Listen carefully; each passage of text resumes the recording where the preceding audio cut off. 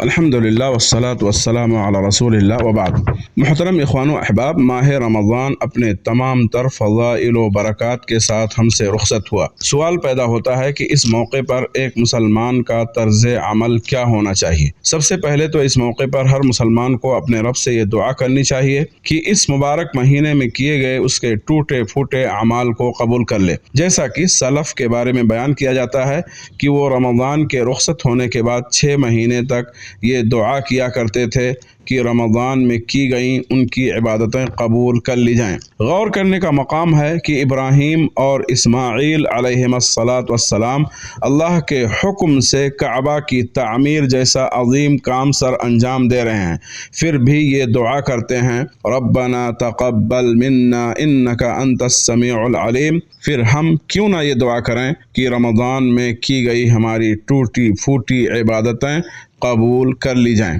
ایک مسلمان کو ماہ رمضان کے بعد بھی عبادت و اطاعت اور خیر کے کاموں کا سلسلہ جاری رکھنا چاہیے۔ ماہ رمضان میں کی گئی نیکیاں ہمیں مغرور نہ بنا دیں۔ ہمیں اس دھوکے کا شکار نہیں ہونا چاہیے کہ رمضان میں کی گئی یہ نیکیاں آخرت میں ہماری نجات کے لیے کافی ہیں۔ بے شک کسی نیک عمل کی قبولیت کی علامات میں سے ایک علامت یہ ہے کہ اطاعت کے بعد طاعت و عبادت کا سلسلہ جاری رکھا جائے، یعنی بندہ اطاعت پر اطاعت کرتا جائے۔ اور کسی نیک عمل کی عدم قبولیت کی نشانیوں میں سے ایک نشانی یہ ہے کہ اس کے بعد معصیت کا کام انجام دیا جائے۔ اور کامل شکر یہ ہے کہ اطاعت کے کاموں پر مداومت اور ثابت قدمی اختیار کی جائے، یعنی بندہ اطاعت پر اطاعت کرتا جائے، طاعت و عبادت کا سلسلہ رکنے نہ پائے۔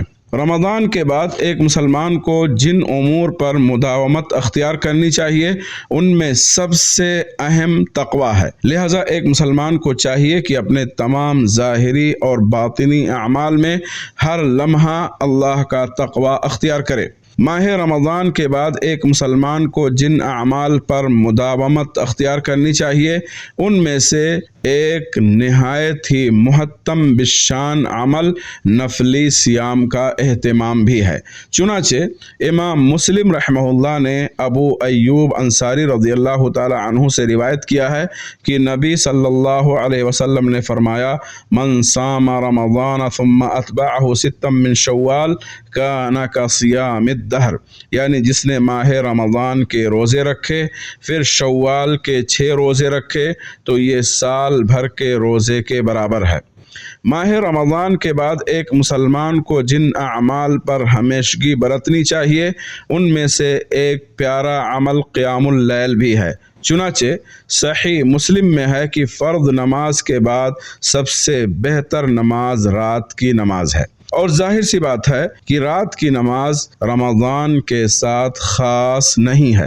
ماہ رمضان کے بعد ایک مسلمان کو جن اعمال کا اہتمام کرنا چاہیے ان میں سے ایک محتم بالشان عمل تدبر کے ساتھ قرآن کریم کی تلاوت کرنا بھی ہے۔ یقیناً ہم نے ماہ رمضان میں قرآن کریم کی تلاوت کی ہوگی اور شاید اس کی کچھ آیتوں پر تدبر بھی کیا ہو، تو رمضان کے بعد بھی اس کا سلسلہ جاری رہنا چاہیے، ورنہ کہیں ایسا نہ ہو کہ ہم پر اللہ تعالیٰ کا یہ قول صادق آئے وقال الرسول ان قوم اتخذوا هذا القرآن مہجورا، یعنی قیامت کے دن رسول صلی اللہ علیہ وسلم کہیں گے اے میرے پروردگار بے شک میری امت نے اس قرآن کو چھوڑ رکھا تھا۔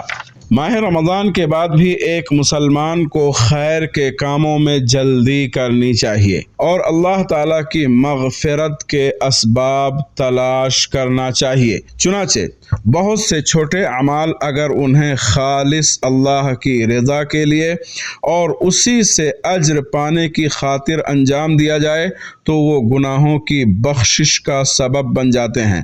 انہی میں سے ایک چھوٹا عمل راستے سے تکلیف دہ چیز کو ہٹا دینا ہے۔ چنانچہ امام بخاری اور امام مسلم رحمہم اللہ نے ابو ہریرہ رضی اللہ تعالی عنہ سے روایت کیا ہے کہ رسول اللہ صلی اللہ علیہ وسلم نے فرمایا بینما رجل यमशी बेतरीक़िन वजदा गुस्न शौकिन अला तरीक़ फ़अख़रहु फ़शकरल्लाहु लहु फ़ग़फ़र लह। यानी एक आदमी किसी रास्ते से गुजर रहा था कि उसे रास्ते में कांटेदार शाख मिली, तो उसने उसे रास्ते से हटा दिया, तो अल्लाह ने उसके इस अमल को कबूल कर लिया और इसके बदले उसकी बख्शिश फरमा दी। अल्लाह की रहमत बड़ी वसी है और उसका फضل बड़ा अजीम है, लिहाजा रमज़ान हो या गैर रमज़ान, हमें हर वक्त और हर लम्हा अल्लाह की रहमत व फضل को अपने दामन में समेटने की कोशिश करनी चाहिए।